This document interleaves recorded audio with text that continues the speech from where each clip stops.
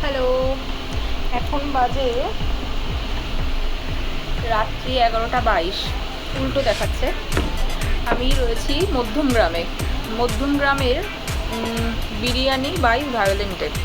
খিদে পেয়েছে, তাই এখানে ঢুকেছি খাবার খেতে। অনেকগুলো রেস্টুরেন্টে গিয়েছি, কোথাও কিছু নেই, এত রাত শেষ হয়ে গেছে। এখন এটা খোলা পেলাম আর বিরিয়ানিও পেলাম, তো দেখাই তোমাদের।